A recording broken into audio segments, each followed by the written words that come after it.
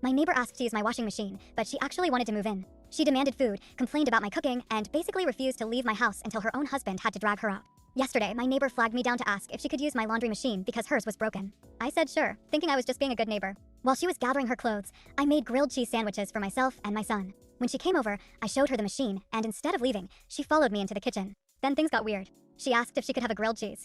I told her I only made 2. She actually got offended and asked why I didn't make one for her since I knew she was coming over. I reminded her she was here for laundry, not lunch. My son, being a sweetheart, offered her half of his. I always put an egg in my sandwiches, and when she bit into it, she looked disgusted. My son told her not to waste food, so she literally handed the half-eaten sandwich back to him. I was floored. After using my bathroom, she asked if I had any refreshments. At that point, I told her it would be better if she waited for her clothes at her own house because we had homework to do. She replied, "Well, I know when I'm not wanted," and left, clearly offended. When she came back to switch her clothes to the dryer, she was still visibly irritated. I apologized for hurting her feelings, but she just huffed and left. But wait, it gets better. A few days later, she waved me down again. She had a pie. She said it was a thank you for the laundry and suggested we go inside to try a piece.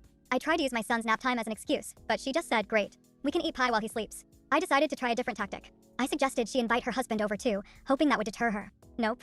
She got excited and went to get him. I went inside and started cutting the pie, feeling like a victim of my own kindness. She came back with her husband, and I have never seen a man look so exhausted and embarrassed in my life. We ate the pie in the most awkward silence imaginable. She kept asking me weird questions while her husband glared at her. Every time I said something, she would give him a look, which he desperately tried to ignore. Finally, after the pie was gone, she asked if I had any coffee. Her husband finally snapped. He said, "Honey, he wants to put his son down for a nap.